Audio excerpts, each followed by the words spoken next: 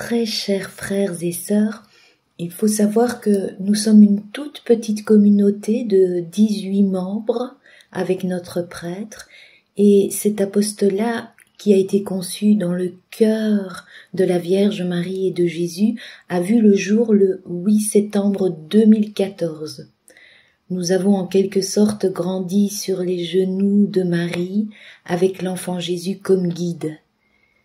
Et comme durant les noces de Cana, Marie nous disait « Tout ce qu'il vous dira, faites-le ». Et Jésus, au fil du temps, nous demandait de remplir d'eau nos jarres. Et c'est ce que nous fîmes par notre fidélité, notre bonne volonté, notre confiance sans limite, afin d'avancer sur ce chemin qui nous était proposé. Durant la Pentecôte 2021, Marie et l'enfant Jésus vont nous introduire dans le livre du ciel afin de poursuivre ce chemin de sainte maternité. Et dernièrement, en cette fête de l'Immaculée Conception, donc le 9 décembre 2024, Jésus nous demandait « Maintenant, puisez et portez-en au maître du repas. » Et c'est ce que nous avons fait. Nous avons invité beaucoup de monde pour l'événement, l'évêque de Liège et tout notre diocèse, nos amis, nos connaissances, ainsi que les différents cénacles de la divine volonté d'ici et d'ailleurs. Pour cet événement, nous nous étions tout habillés de blanc, en signe du vêtement de notre baptême et du vêtement dont on parle dans l'Apocalypse au chapitre 7. Elles viennent de la grande épreuve, elles ont lavé leurs robes, elles les ont blanchies par le sang de l'agneau. C'est pourquoi elles sont devant le trône de Dieu et le servent jour et nuit dans son sanctuaire. Pendant le chant d'entrée, nous avons fait une procession avec une bougie à la main en signe de notre lampe que nous voulons tenir allumée pour accueillir l'époux qui vient. Et au moment de l'offertoire, nous avons vécu une deuxième procession. Cette fois, c'est avec une rose à la main, en signe du don total de notre vie dans la divine volonté, en nous laissant effeuiller par Jésus lui-même.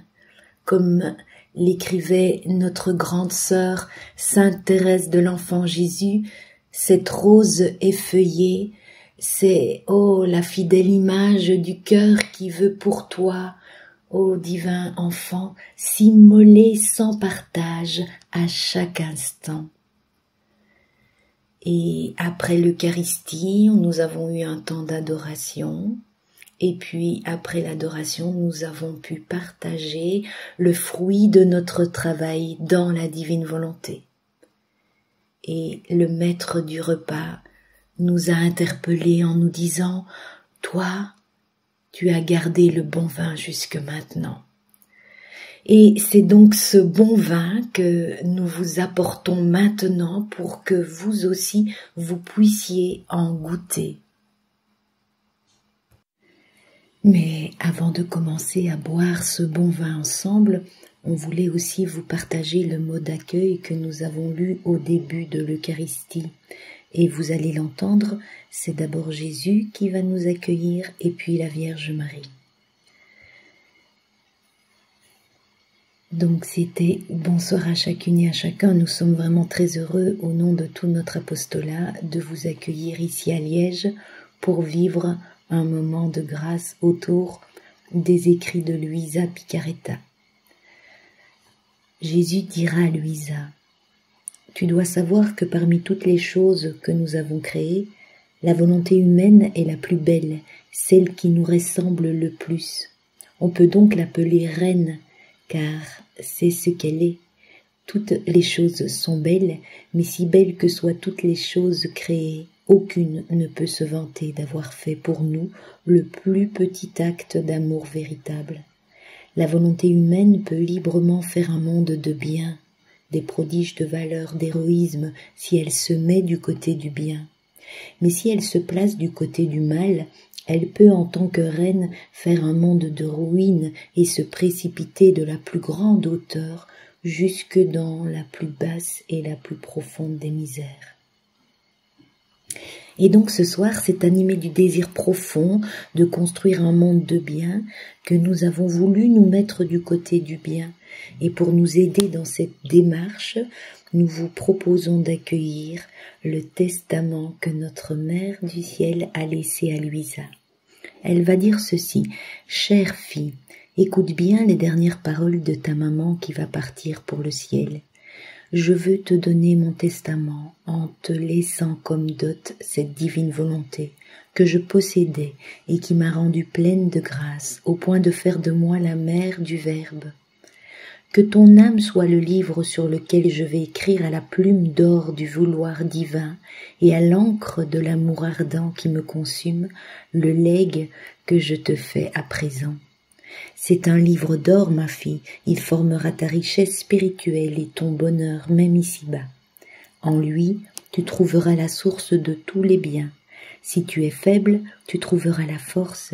Si tu es tenté, tu obtiendras la victoire. Si tu es tombé dans le péché, tu trouveras la main compatissante et forte qui te relèvera.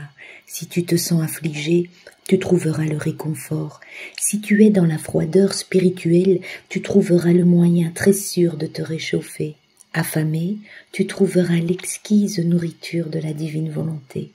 Moi, l'impératrice du ciel, je veillerai à tous tes besoins, pourvu que tu consentes à vivre avec moi. Reçois ma dernière bénédiction comme le sceau de la vie de la divine volonté que je te laisse, laquelle sera ton ciel, ton soleil, ton océan d'amour et de grâce. Amen.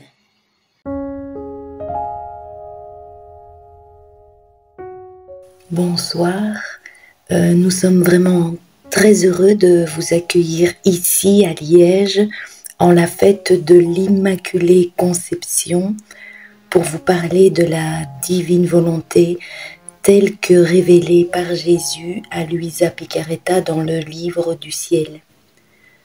Alors vous le savez sûrement, c'est ici au cœur de la cité ardente qu'a vécu Sainte Julienne de Cornillon, qui est surtout connue pour avoir obtenu de l'évêque de Liège en 1246 et puis du pape Urbain IV l'institution de la fête Dieu, la solennité du Saint-Sacrement du corps et du sang du Christ. Et c'est donc entouré de notre Mère Céleste et de Jésus que nous allons vous parler du livre du ciel. Le livre du ciel que Jésus appelle aussi le récit du grand poème de la divine volonté. Il dit c'est notre histoire d'amour. Mais avant de commencer cette merveilleuse histoire d'amour, nous allons vous présenter l'auteur du livre du ciel, Luisa Picaretta. Alors ce sera une brève présentation puisque notre travail porte sur ses écrits et pas sur elle. Nous allons juste la situer dans le temps. Donc elle est née en 1865 et elle va mourir en 1947. Elle aura 81 ans au moment de sa mort. Alors le Seigneur l'appelle la petite fille de la divine volonté. Elle a une formation intellectuelle et scolaire très limitée. On parle d'un niveau d'école primaire.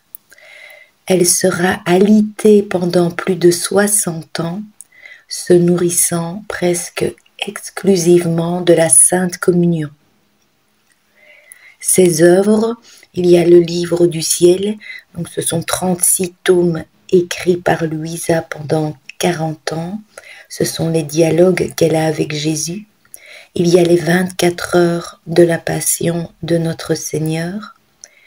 Et puis il y a la Reine du ciel dans le royaume de la divine volonté. Notre travail dans le livre du ciel, comme nous venons de l'entendre, il y a 36 tomes. Nous travaillons tome par tome. Et dans chaque tome, il va y avoir 3 grandes étapes. La première étape, on pourrait l'appeler la récolte des connaissances. C'est-à-dire que nous allons récolter chaque vérité, que nous allons écrire sur un papier, c'est un peu comme si on inscrivait chaque connaissance sur le papier de notre âme. La deuxième étape, c'est l'extraction, parce que ces vérités vont être lues plusieurs fois, puis nous allons les goûter, les méditer, les ruminer, les mâcher, pour en extraire toute la substance, toute la vie qui se cache derrière chaque vérité. Et puis la troisième étape que nous avons appelée la fusion, parce qu'on va fusionner certaines vérités ensemble pour obtenir une toute petite histoire dans la longue histoire de la divine volonté. Et ce soir, si vous êtes d'accord, nous allons nous plonger sous le voile du tome 27.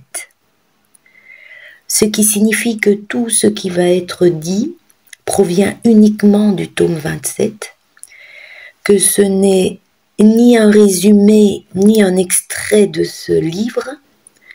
C'est un peu comme si nous étions allés cueillir sur l'arbre du tome 27 une multitude de fruits de différentes espèces, et après avoir goûté chaque fruit pour en connaître toute sa saveur, sa spécificité, nous allons fusionner certains morceaux de fruits ensemble pour obtenir ce qu'on pourrait appeler un vin nouveau. Alors même si on n'a pas encore lu les tomes, ou si on n'est pas encore arrivé au tome 27, ou alors qu'on aurait déjà lu 36 fois les 36 tomes, chacun pourra goûter ce grand cru issu du livre du ciel. Mais plus on aura le palais affiné, plus on pourra reconnaître toute la qualité et la noblesse de ce vin. Et puis une fois que tout ce travail est réalisé, nous allons donner un nom à ce vin nouveau. Et le nom que nous lui avons donné, c'est « Toi, tu as gardé le bon vin jusqu'à maintenant ». Une fois que nous avons obtenu ce grand cru, que nous lui avons donné un nom, et bien c'est le temps de la dégustation. C'est ce que nous allons faire ce soir ensemble. Et la dégustation se fait toujours suivant un thème, un fil conducteur si vous voulez. Et le fil conducteur sera les sorties dans le champ d'action divin. Et donc il ne nous reste plus qu'à vous souhaiter une bonne dégustation en suivant Jésus lors de ses sorties dans son champ d'action divin. Jésus nous dit qu'il y a 3 sorties dans le champ d'action divin. Au moment du fiat de la création, au moment du fiat de la rédemption, et enfin au moment du fiat de la sanctification. Et Jésus va nous donner 5 clés de compréhension pour nous aider à mieux comprendre sa manière de travailler lors de ses sorties dans son champ d'action. La manière dont Dieu travaille, si vous voulez, dans ses œuvres. Et la première clé qu'il va nous donner, c'est la course d'amour. Il nous dit que chaque sortie est une course d'amour, du verbe courir. La deuxième clé qu'il va nous donner, il nous dit la vie de Dieu coule dans ses œuvres. Il dit à Luisa, notre action n'est pas comme celle de l'homme qui ne place pas son souffle, ses battements de cœur, sa vie et sa chaleur dans son œuvre. Par conséquent, son œuvre est séparable de lui. Il ne l'aime pas non plus d'un amour invincible et parfait, car lorsque quelque chose est séparable, on peut même en arriver à l'oublier. Par contre, dans nos œuvres, c'est la vie que nous plaçons.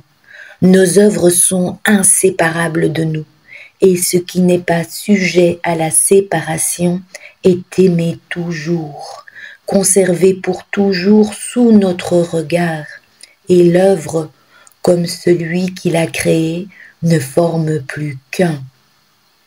Deuxième clé, la vie de Dieu coule dans ses œuvres.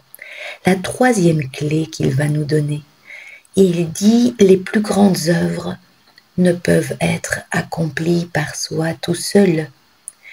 Il faut être au moins 2 ou 3, c'est-à-dire en dépositaire et nourricier de l'œuvre elle-même.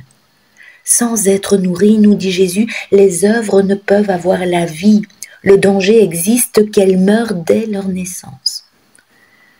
Donc, troisième clé, il faut être au moins 2 ou 3. Quatrième clé, l'équilibre parfait. Jésus dit à Luisa, « Lorsque mon fiat se place dans l'acte d'agir, c'est-à-dire s'il décide de sortir dans son divin champ d'action, au moment de la création, de la rédemption, de la sanctification, il a la même puissance, sagesse, immensité et multiplicité d'effets. Son acte possède l'équilibre entre l'un et l'autre et contient même valeur, même poids, même mesure. Donc ça, c'est la quatrième clé, l'équilibre parfait. Et il va nous donner une cinquième clé qui est l'ordre de Dieu. Il dit à Luisa, « Tu dois savoir que je suis l'ordre et que par conséquent, toutes mes œuvres sont ordonnées et qu'il est nécessaire d'accomplir des œuvres secondaires pour obtenir l'intention de former les œuvres premières d'un objectif que nous avons fixé. » Cinquième clé, donc l'ordre de Dieu. Et donc nous voici avec notre petit trousseau de 5 clés, ces clés qui vont nous permettre d'ouvrir notre intelligence sur la manière dont Dieu travaille dans son champ d'action.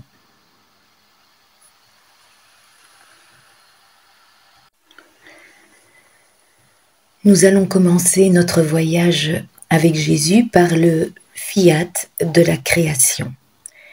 Jésus dit « La divine volonté est sortie dans son champ d'action ». Et nous allons utiliser la première clé pour le fiat de la création, qui est la course d'amour. Et Jésus dit à Luisa « La création est la première course d'amour ». Et il va chaque fois donner le type d'amour, la couleur de cet amour si vous voulez. Et il dit la création fut une ardeur d'amour, aussi intense et si grande qu'en débordant de notre être divin, elle investit l'univers tout entier et se répandit partout.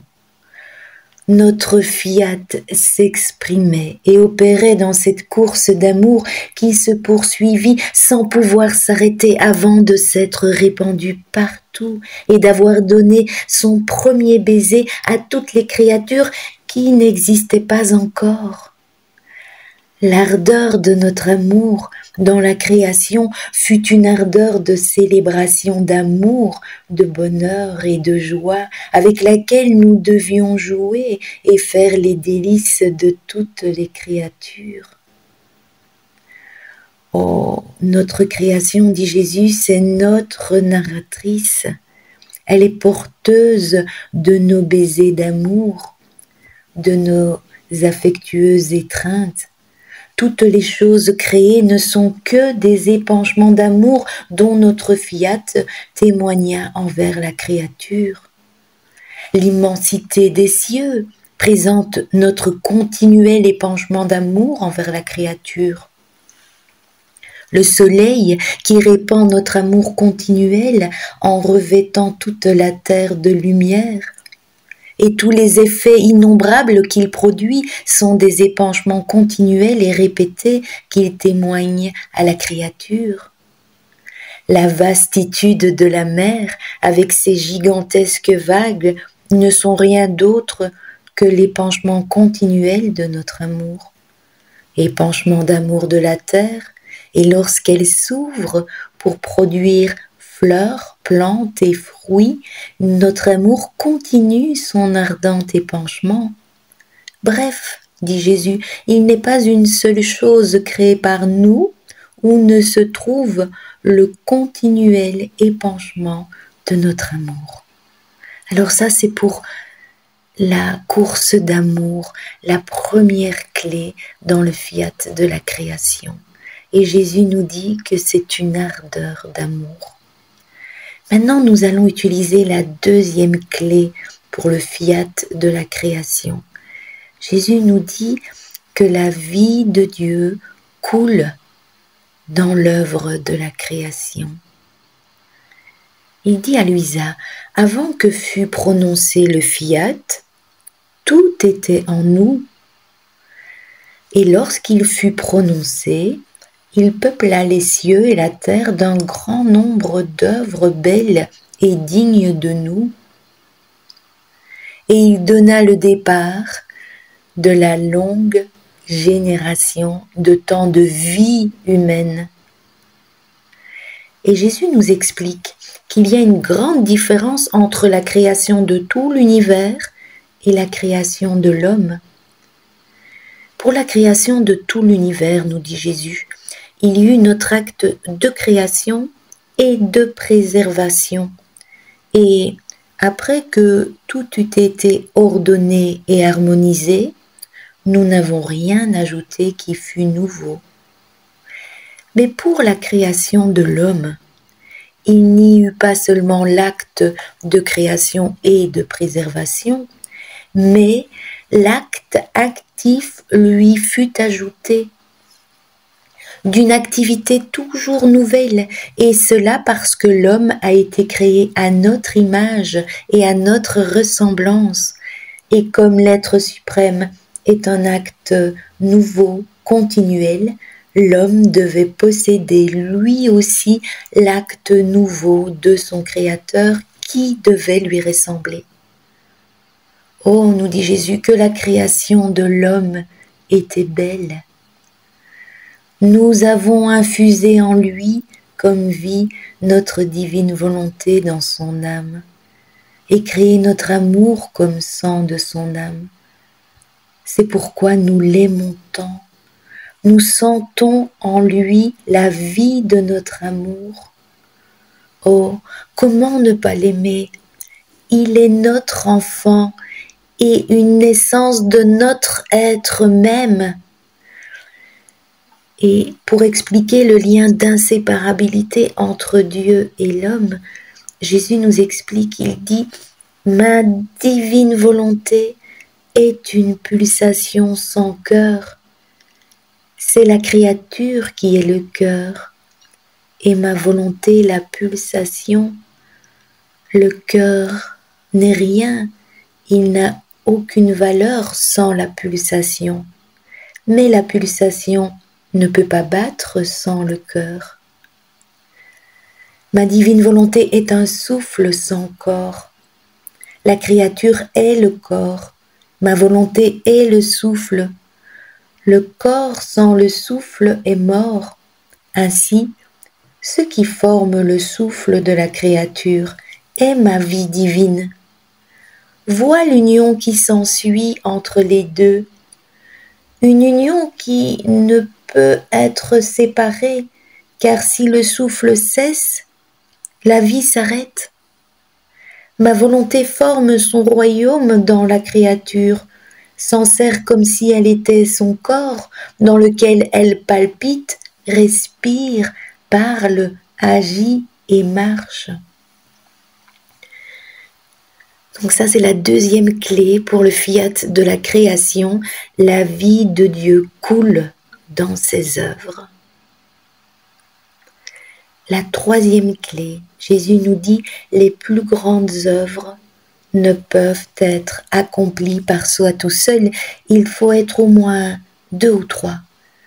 Rappelez-vous, Jésus nous disait qu'il était nécessaire d'avoir des dépositaires et des nourriciers de l'œuvre, sinon le danger existe que les œuvres meurent dès leur naissance.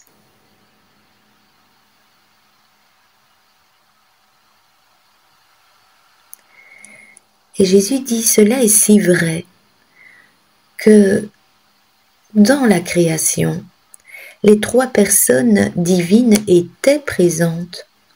Puis, nous avons fait l'homme dépositaire de notre œuvre. Mais non encore satisfait, car les œuvres seules n'apportent pas le bonheur, nous lui avons donné la compagnie de la femme. Donc c'est la troisième clé où Jésus nous dit qu'il faut être au moins 2 ou 3. La quatrième clé pour le fiat de la création, l'équilibre parfait.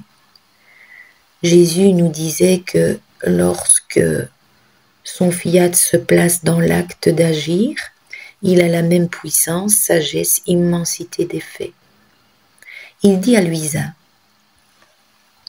notre acte possède par nature, de par sa propriété exclusive, mais la lumière, l'immensité et la multiplicité d'innombrables effets, et il n'est donc pas étonnant que lorsque notre fiat forma son acte unique, donc au moment de la création, il en sortit l'immensité des cieux, la très éclatante lumière du soleil, la vastitude de la mer immense avec la force du vent, la beauté des fleurs, des espèces de toutes sortes. Et Jésus pose cette question, qui peut dire combien de lumière et de chaleur contient le soleil? Combien d'effets il produit et de quoi est formée la lumière? Personne. Ça, c'est la quatrième clé dans le fiat de la création, l'équilibre parfait. La cinquième clé. Nous allons utiliser la cinquième clé qui est l'ordre de Dieu dans la création. Et rappelez-vous, Jésus nous disait, je suis l'ordre et donc toutes mes œuvres sont ordonnées. Et il expliquait qu'il est nécessaire d'accomplir des œuvres secondaires, c'est-à-dire des œuvres plus petites, pour obtenir l'intention de former les œuvres premières. Il dit à Luisa, vois comme la création est ordonnée. La raison de la création était l'homme.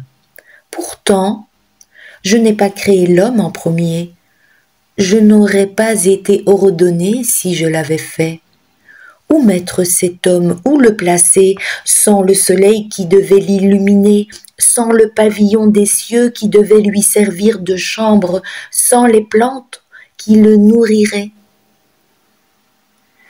Nous nous sommes contentés de créer d'abord les petites choses, les cieux, les étoiles, le soleil, la mer, les plantes et tout le reste. Et après avoir formé la plus merveilleuse demeure, mon fiat créa l'homme. L'ordre de ton Jésus n'apparaît-il pas en cela? Et Jésus poursuit en disant, tel était l'ordre véritable de la création. Trouver son Créateur dans l'homme, en chacun de ses actes, afin que son Créateur puisse lui donner sa lumière et ce qu'il avait établi pour lui donner. Oh, combien était heureuse la condition de l'homme lorsque la divine volonté régnait en lui. On peut dire qu'il grandissait sur nos genoux paternels, attaché à notre sein, d'où il tirait croissance et formation. Donc nous venons d'utiliser la cinquième clé qui est l'ordre de Dieu dans la création. Et nous voyons qu'ensemble, nous venons de suivre Jésus dans l'œuvre de la création avec ces 5 clés qui ouvrent les portes de notre intelligence.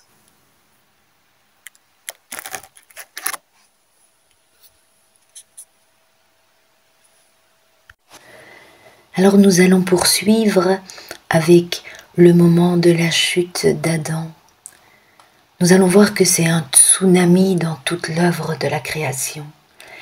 Et Jésus nous dit, terrible en vérité fut le moment de la chute d'Adam, lorsqu'il rejeta notre divine volonté pour faire la sienne. Notre fiat a été dans l'acte de se retirer. Rappelez-vous, Jésus nous disait qu'au moment de la création, il y avait l'acte de création, de préservation et l'acte actif ajouté à l'homme. Et donc Jésus nous dit au moment de la chute d'Adam, notre fiat a été dans l'acte de se retirer de toute la création pour la réduire au néant. Si le Verbe éternel n'avait pas offert ses mérites anticipés de futurs rédempteurs, comme il les offrit pour préserver la Vierge Immaculée du péché originel, tout serait tombé en ruine. En rejetant la divine volonté, il a perdu l'acte et il est resté avec les effets. Parce que comme la terre ne peut pas vivre sans au moins les effets que produit le soleil, l'homme ne pouvait pas lui non plus vivre sans au moins les effets de notre divine volonté, puisqu'il avait rejeté sa vie. En fait, dit Jésus, tu dois savoir qu'en péchant, l'homme n'a pas seulement rejeté notre fiat, mais il a brisé l'amour avec celui qu'il avait tant aimé. Il s'est placé à distance de son Créateur. Et un amour distant ne peut pas former la vie, parce que l'amour vrai ressent le besoin d'être nourri par l'amour du bien-aimé, et de rester si près qu'il soit impossible d'en être séparé. Ainsi, la vie de l'amour créé par nous en créant l'homme est restée sans nourriture et presque mourante. On comprend qu'il n'y a plus les dépositaires et les nourriciers de cette vie de l'amour créée par Dieu. Et cette vie de l'amour, nous dit Jésus, va rester sans nourriture, presque mourante. Alors Jésus poursuit en disant « Les actes accomplis sans notre divine volonté étaient autant de nuits qu'il formait dans son âme. S'il pensait, c'est une nuit qu'il formait. S'il regardait, parlait, etc., tout n'était que ténèbres qui formaient une nuit profonde. » Et Jésus dit, sans reconnaître son Créateur et sans l'aimer, il forme un labyrinthe de misère, de faiblesse, à l'intérieur comme à l'extérieur de lui-même, et il perd son vrai bonheur. Et on va voir que là où il y avait un équilibre parfait dans l'échange entre Dieu et la créature, il va y avoir un déséquilibre. Jésus nous dit, l'homme se trouve dans la condition de pouvoir recevoir, mais non de donner. En faisant sa volonté, l'homme s'est placé lui-même dans la condition de serviteur, et un serviteur n'a pas droit à l'héritage de son maître. Et on va aussi comprendre que là où il y avait l'ordre de Dieu en l'homme et autour de l'homme, il va y avoir des ordres de toute l'humanité. Jésus nous explique, en faisant sa volonté, l'homme a perdu l'ordre, l'harmonie et le droit au don de la création. Et il ne peut ressentir tous les épanchements d'amour qui existent dans la création, parce qu'il n'a pas en sa possession notre divine volonté qui lui parle de notre histoire d'amour. Oh, quelle souffrance, nous dit Jésus, de voir l'homme sans notre fiat. Jusqu'à ce que notre volonté soit reconnue et forme son royaume parmi les créatures, l'homme restera toujours un être désordonné et sans la ressemblance de celui qui l'a créé. Alors nous poursuivons notre voyage avec Jésus et nous arrivons au moment du fiat de la rédemption. Jésus dit « La divine volonté est sortie dans son champ d'action ». Et nous allons utiliser la première clé qui est la course d'amour. Et Jésus dit « L'incarnation, c'est la deuxième course d'amour ». Et il va nous donner le type d'amour. Il nous dit que c'est un excès d'amour.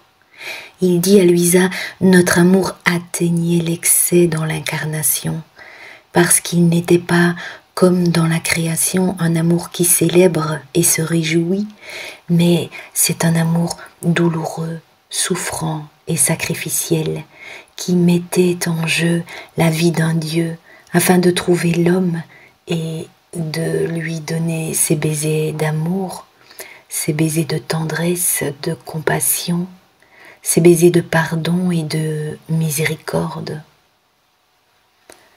Donc la première clé dans la rédemption, c'est la deuxième course d'amour avec un excès d'amour. Et nous poursuivons avec notre deuxième clé dans le fiat de la rédemption, où Jésus nous dit « La vie de Dieu coule dans ses œuvres ». Il dit à Luisa, dans nos œuvres, c'est la vie que nous plaçons, et si nous voyons quelques dangers, comme cela est arrivé avec l'homme, nous sacrifions notre vie pour sauver la vie qui courait dans notre œuvre. Tu dois maintenant connaître l'excès de mon amour, où il m'a conduit en descendant du ciel sur la terre. Il m'a conduit dans une prison obscure et très étroite, qui était le sein de ma maman. Mais mon amour n'était pas encore satisfait. Il a formé pour moi dans cette prison elle-même un autre cachot, qui était mon humanité, laquelle emprisonnait ma divinité. La première prison a duré 9 mois. La seconde prison de mon humanité a duré pour moi jusqu'à 33 ans. C'est la deuxième clé pour la rédemption. La vie de Dieu coule dans ses œuvres. La troisième clé que Jésus nous donne pour la rédemption, il nous dit « Les plus grandes œuvres ne peuvent être accomplies par soi tout seul. Il faut être au moins 2 ou 3. Rappelez-vous en dépositaire et nourricier de l'œuvre. » Jésus dit à Luisa, dans l'incarnation, les 3 personnes divines participaient. Elles étaient inséparables de moi, en plus de la céleste reine, la dépositaire divine de tous les biens de l'incarnation. Oh, ma maman souveraine m'a donné le champ où épancher mon amour et recevoir dans son cœur maternel tout l'amour que rejetaient les créatures. Ah, elle était le dépositaire de mon amour repoussé, la douce compagne de mes souffrances et l'ardent amour qui séchait mes pleurs. Oh, tu vois ainsi combien la compagnie de la créature m'est nécessaire pour former mon œuvre, une créature qui se mettrait à ma disposition pour recevoir le grand bien que je veux lui donner. Donc c'est la troisième clé dans la rédemption, il faut être au moins 2 ou 3. Quatrième clé que nous allons utiliser pour le fiat de la rédemption, c'est l'équilibre parfait. Jésus nous explique, il dit « Ma rédemption va de pair avec la création et possède autant d'actes qu'elle. Elles sont en parfait équilibre l'une avec l'autre, parce que la création était un acte de ma divine volonté, tout comme ma rédemption. » Et nous allons poursuivre avec la 5e clé pour le fiat de la rédemption, qui est l'ordre de Dieu, où Jésus nous disait qu'il était nécessaire d'accomplir des œuvres secondaires pour obtenir l'intention de former les œuvres premières. Il nous explique, il dit à Luisa, « Lors de ma descente sur terre, même si le dessein premier était de constituer le royaume de ma divine volonté parmi les créatures, on peut dire cependant que je n'en ai rien dit, sinon quelques mots. Ceux qui font la volonté de mon Père sont ma mère, mes sœurs et m'appartiennent. Quant au reste, dit Jésus, j'ai gardé le silence. En tant que céleste médecin, j'ai accepté de faire des guérisons, j'ai parlé du pardon, du détachement, j'ai institué des sacrements, j'ai enduré d'atroces souffrances jusqu'à la mort. On peut dire que c'était la nouvelle création que je préparais, afin que les créatures puissent recevoir ma divine volonté en reine au milieu de son peuple et la laisser régner.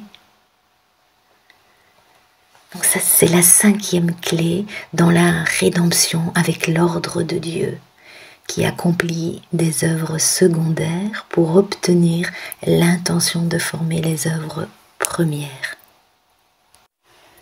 Alors nous poursuivons notre voyage avec le fiat de la sanctification, où Jésus nous dit « La divine volonté est sortie dans son champ d'action ». C'est l'accomplissement de la prière du Notre Père. Ô Notre Père qui es aux cieux, que ton nom soit sanctifié, que ton règne vienne, que ta volonté soit faite sur la terre comme au ciel. Alors Jésus nous dit que le fiat de la sanctification est la 3e course d'amour. Il dit à Luisa, tu dois savoir que le fiat voluntas tua sur la terre comme au ciel sera un autre acte de notre fiat suprême. Ce ne sera pas un effet, mais un acte, mais avec une magnificence telle que tous en seront stupéfaits. Notre amour n'est pas encore satisfait, dit Jésus. Mets ta main sur mon cœur et sens comme il bat, au point que je le sens qui explose. Oh, tends l'oreille et entends comme notre amour bouillonne, semblable à une mer en tempête, qui forme des vagues gigantesques et veut déborder pour tout recouvrir. Il veut faire sa 3e course d'amour. Et dans cette ardeur d'amour, il veut former le royaume de ma divine volonté. Cette ardeur d'amour s'unira à celle de la création et de l'incarnation pour n'en former qu'une seule. Cette 3e course sera l'ardeur de l'amour triomphant. Elle donnera son baiser de paix éternelle et son baiser de lumière. Cette course d'amour mettra en fuite la nuit de la volonté humaine, en faisant se lever le plein jour de ma divine volonté, porteuse de tout bien. Oh, combien j'attends ce jour! Notre amour bouillonne tellement en moi que je ressens la nécessité de le laisser déborder. Et Jésus nous explique, il dit, vers la fin de la prison de mon humanité, mon amour ne s'est pas arrêté là. Il a formé pour moi la prison de l'Eucharistie. Oh, c'est la plus petite des prisons, une petite hostie, dans laquelle il m'a emprisonné, humanité et divinité, sans laisser entendre un souffle, un mouvement ou un battement de cœur, et non pas pour quelques années, mais jusqu'à la consommation des siècles. Oh, je suis passée de prison en prison, elles sont inséparables de moi. C'est pourquoi on peut m'appeler le divin détenu, le prisonnier céleste. Dans les 2 premières prisons, donc du sein maternel et de l'humanité de Jésus, dans l'intensité de mon amour, j'ai amené à l'accomplissement le royaume de rédemption. Dans la 3e prison de l'Eucharistie, j'amène à l'accomplissement le royaume de mon divin fiat.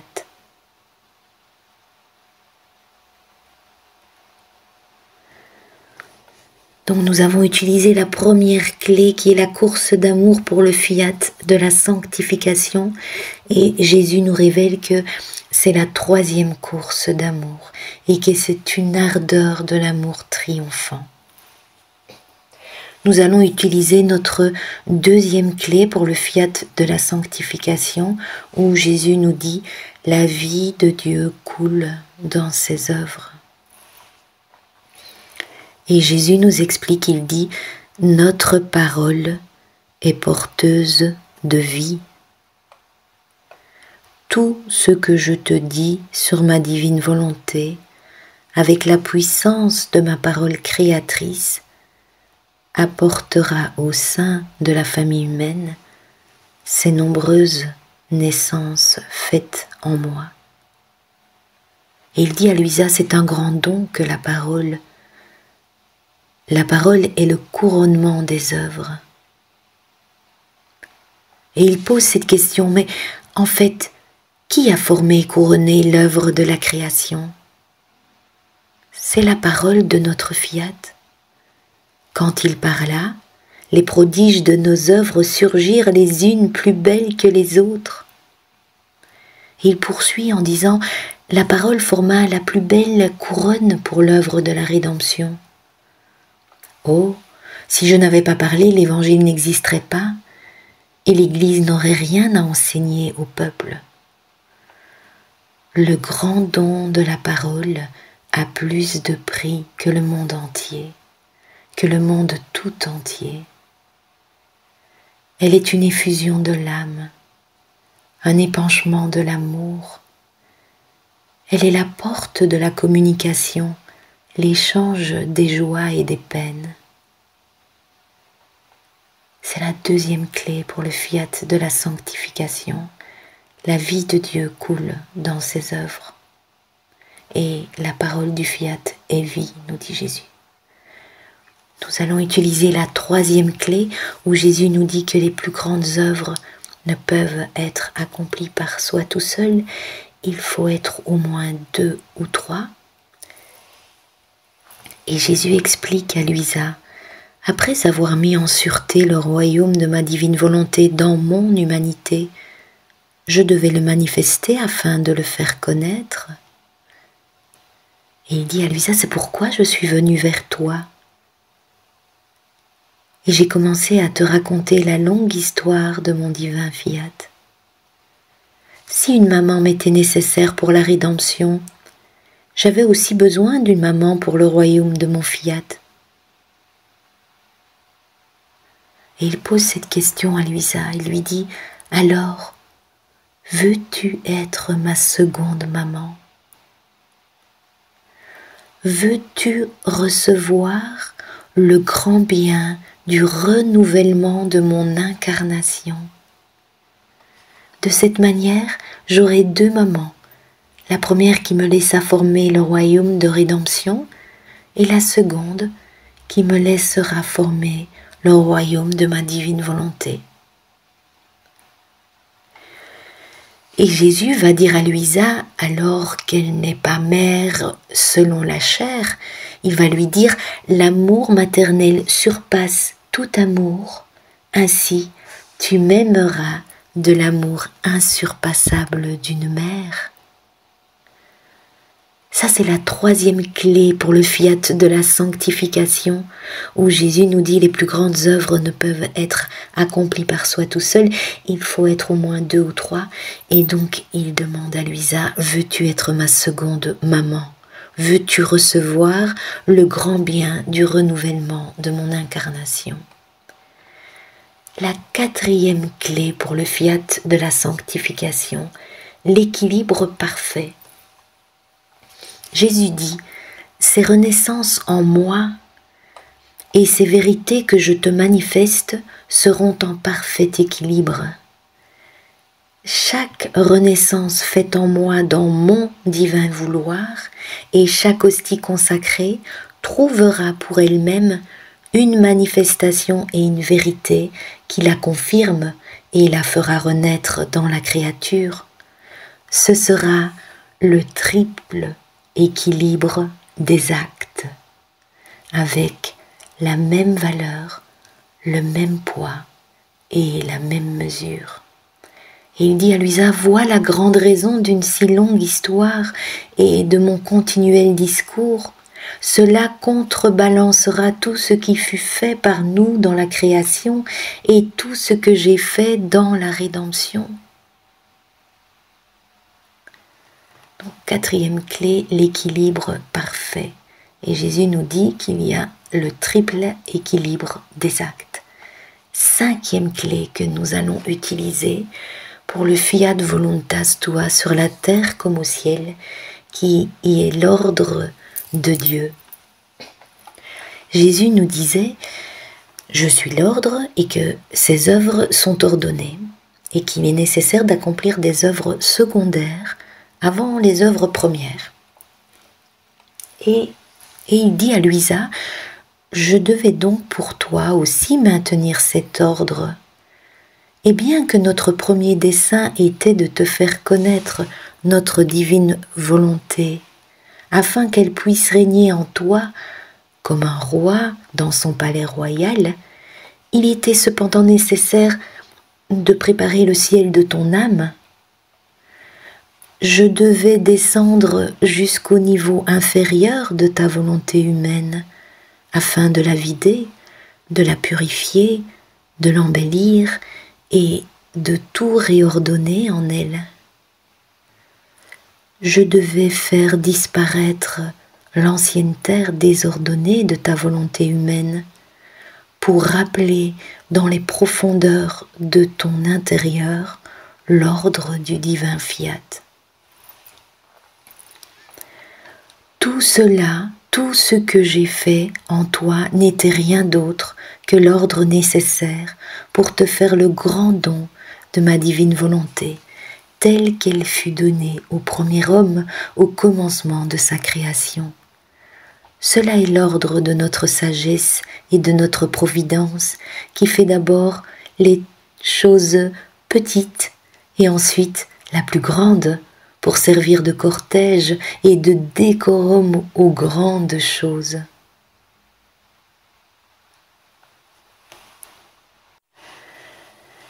Après avoir entendu ces trois courses d'amour dans le champ d'action divin, on comprend que Dieu a tout préparé pour que les célébrations de joie, d'amour, de bonheur puissent recommencer entre lui et l'homme.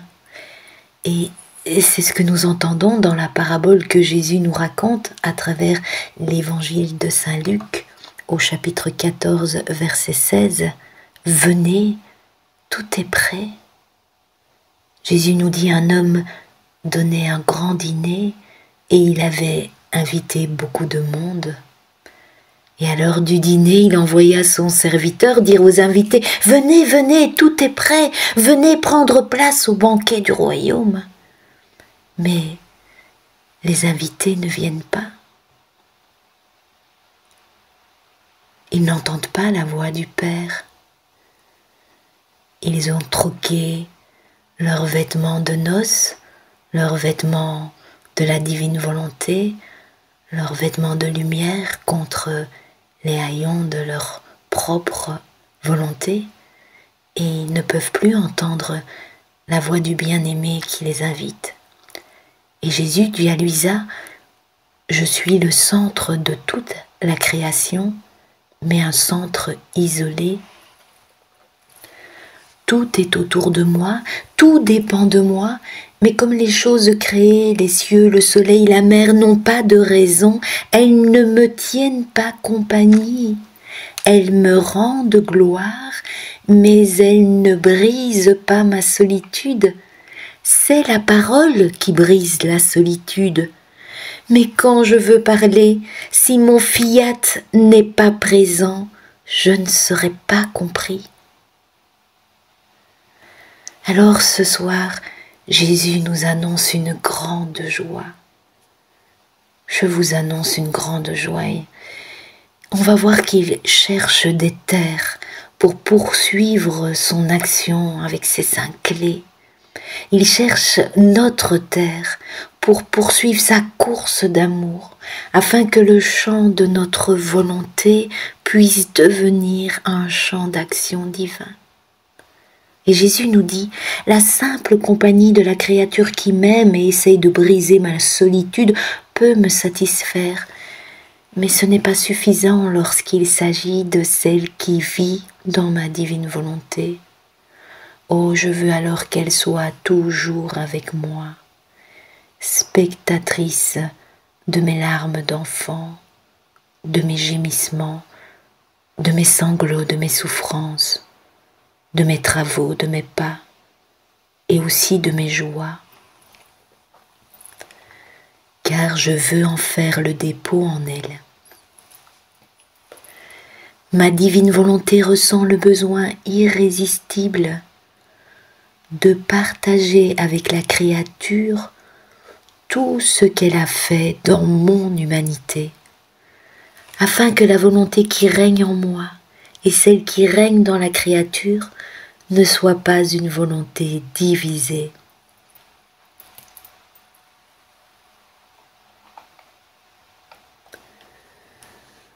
On comprend qu'il veut nous coudre lui-même un vêtement de noces avec sa propre chair, avec toute son humanité, son souffle, sa vue, sa parole, ses battements de cœur, ses pas. Et ce n'est pas tout. Jésus nous dit « L'œuvre de la création est belle, remplie d'ordre et d'une indicible harmonie. Par conséquent, ma volonté guette l'occasion de la répéter. Et cette occasion lui est donnée par les âmes qui la laissent dominer et étendre en elle son royaume. » Et il dit à Luisa, aussi tu savais, où qu'elle règne, ma volonté forme son ciel, ses soleils, sa mer et la petite brise de sa divine fraîcheur. Artisan insurpassable, ma volonté possède en elle-même l'art de la création, et lorsqu'elle entre dans la créature pour former son royaume, elle est impatiente de répéter son art. Elle étend en elle les cieux et forme le soleil et toutes les beautés de la création. C'est pourquoi, nous dit Jésus, la beauté de l'âme où elle règne est indescriptible. Alors pour nous aider à mieux comprendre cette grande joie que le Seigneur nous annonce, nous allons revivre, si vous le voulez bien, l'évangile de l'Annonciation que nous venons d'entendre. L'ange dit à Marie, « Sois sans crainte, Marie, car tu as trouvé grâce auprès de Dieu. Voici que tu vas concevoir et enfanter un fils. Tu lui donneras le nom de Jésus. » Et Marie va dire à l'ange, « Mais comment cela va-t-il se faire, puisque je ne connais pas d'homme ?» Et l'ange lui répondit, « L'Esprit Saint viendra sur toi, et la puissance du Très-Haut te prendra sous son ombre. » Alors nous aussi, à l'annonce d'une si grande joie au travers les écrits de Luisa, que Jésus veut pouvoir reproduire la vie de son amour dans notre propre amour, qu'il veut pouvoir reproduire la vie du ciel, la vie de sa volonté sur notre terre, sous le voile de notre être mortel. Nous pouvons nous aussi dire à Jésus, « Oh, doux Jésus, comment cela va-t-il se faire ? Puisque tu le sais, nous avons rejeté le fiat, la semence du fiat. Nous nous sommes placés à distance de toi. » Et c'est toi qui le dis, d'où Jésus, le soleil revêt la terre de sa lumière et donne ses effets, mais la terre ne devient pas le soleil et le soleil ne devient pas la terre. La terre et le soleil sont comme des étrangers l'un pour l'autre qui ne se ressemblent pas. Et tu le dis, s'il n'y a pas de semence, il est en vain d'espérer une plante. Et Jésus dit à Luisa, lorsque nous nous donnons à la créature, nous voulons tout, même son néant, afin que sur ce rien, notre parole créatrice puisse être répétée et que nous puissions former notre tout sur le néant de la créature. Jésus dit, lorsque je parle, je libère une lumière de vérité et je veux qu'elle soit acceptée et caressée par l'âme. Si cette lumière est acceptée et occupe dans l'âme une place d'honneur, elle appelle une autre lumière. Ainsi, une lumière en appelle une autre. Mais si l'âme ne nous donne pas tout, sa petitesse, son néant, notre parole créatrice ne peut pas être répétée parce que quand nous parlons, nous voulons nous débarrasser de tout ce qui ne nous appartient pas. Et lorsque nous voyons qu'elle ne se donne pas complètement, nous ne la faisons pas nôtre. L'âme demeure la petitesse et le néant qu'elle est, tandis que nous restons dans le tout que nous sommes. Tel est l'état où se trouve encore ma divine volonté. Tant que l'homme n'abandonnera pas sa volonté dans la mienne, ma volonté ne pourra pas placer son principe de vie dans la volonté humaine, et la fusion de l'une avec l'autre ne pourra pas avoir lieu. La créature sera toujours la créature sans la ressemblance et la vie de son Créateur dans les profondeurs de son âme. Il y aura toujours dissemblance et distance, même si mon divin vouloir l'illumine et lui communique ses admirables effets.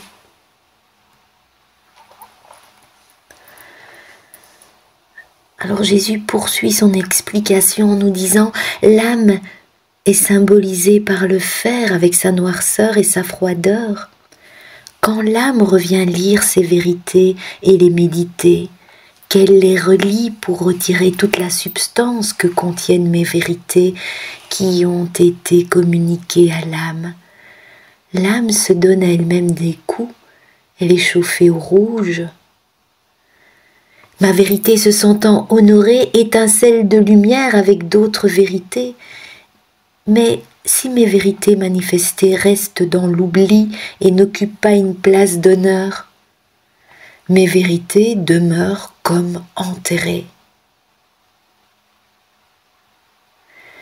Mais on n'enterre pas les vivants, dit Jésus, et le temps viendra où d'autres les chériront et condamneront ceux qui les ont gardés dans l'oubli et ensevelis.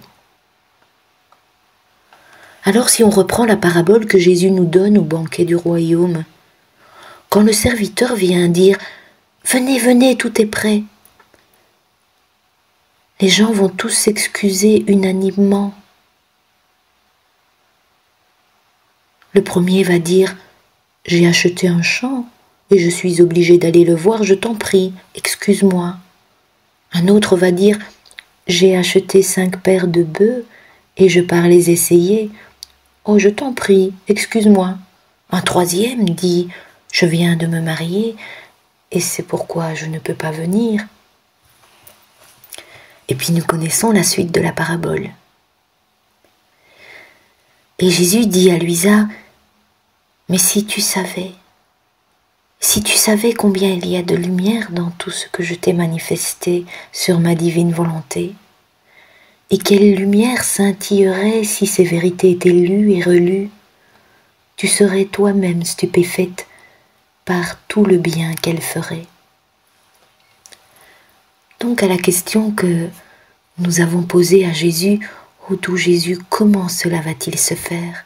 Jésus nous dit « Donne-moi tout, même ton néant, et mets les connaissances sur la divine volonté à la place d'honneur, pour que la parole créatrice puisse être répétée en toi. » À Marie, il répond « L'Esprit Saint viendra sur toi et te couvrira de son ombre. »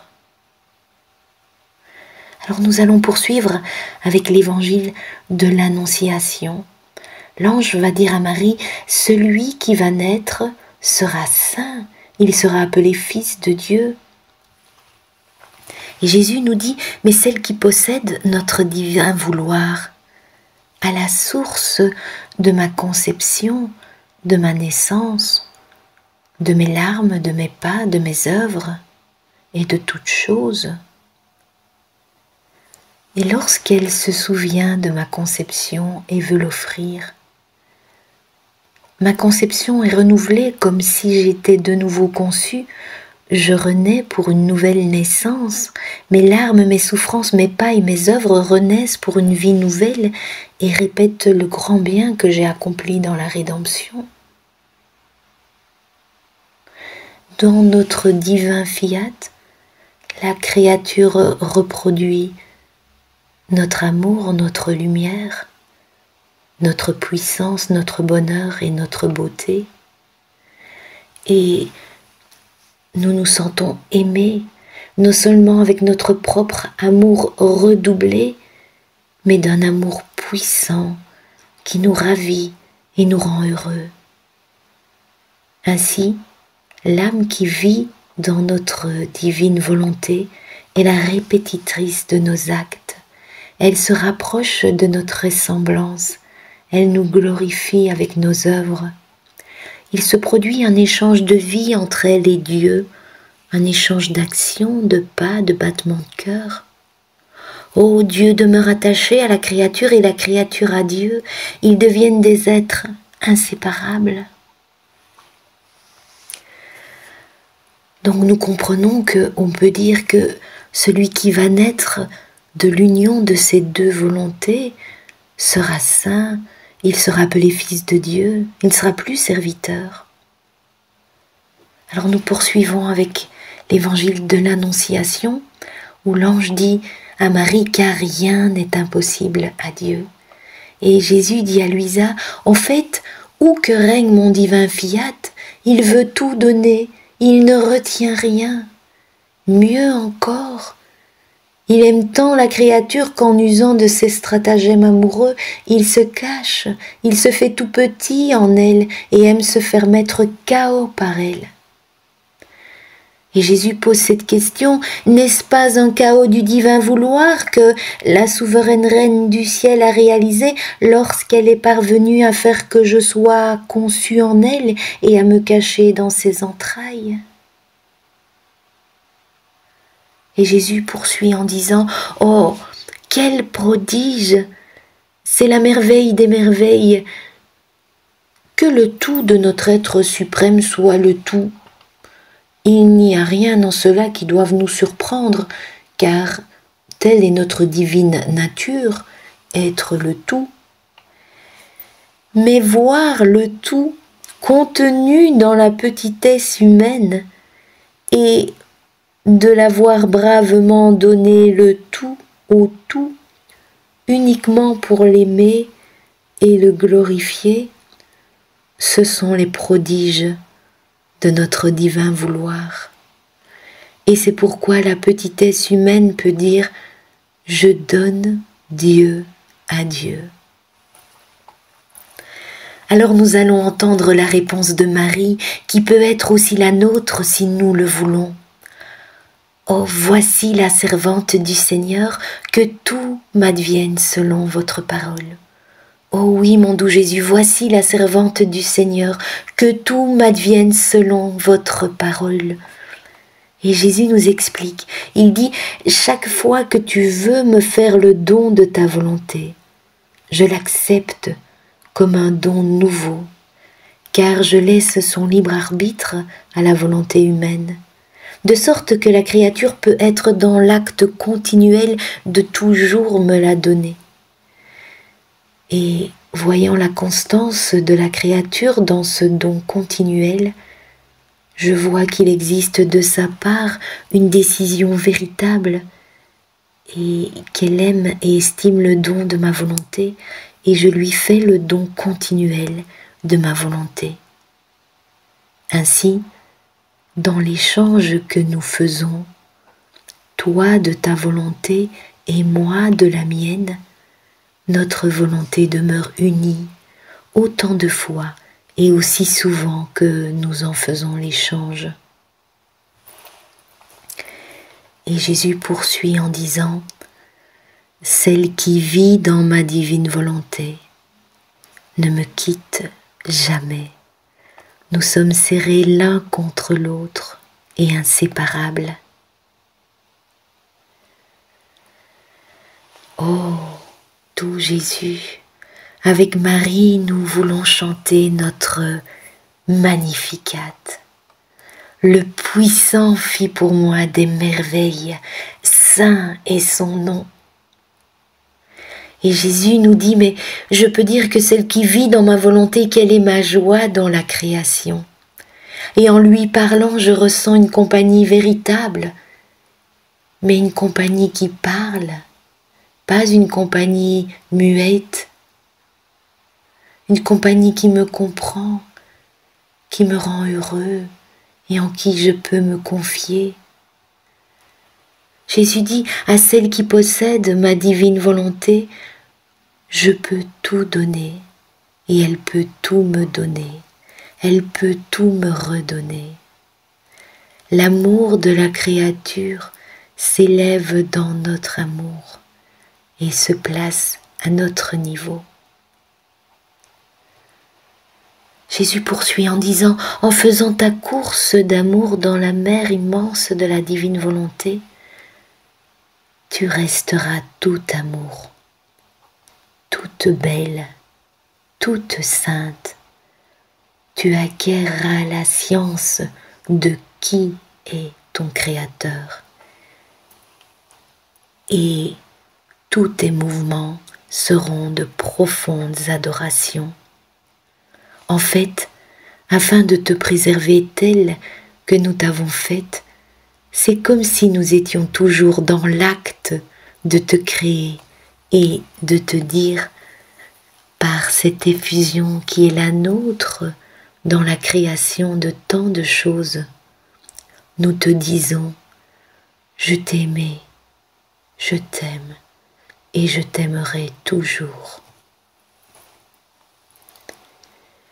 Et l'âme qui se laisse dominer par notre divin vouloir sur ses ailes, incapable de contenir un si grand épanchement d'amour, s'épanche elle aussi et nous dit, répétant notre même refrain, dans votre volonté, oh, je vous ai aimé, je vous aime et je vous aimerai toujours.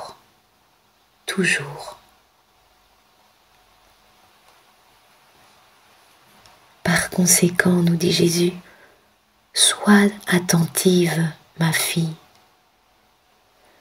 Tu trouveras dans notre fiat le dessein véritable pour lequel tu as été créée, ton origine, ta noblesse divine. Tu trouveras tout. Tu recevras tout et tu nous donneras tout. Amen. Fiat.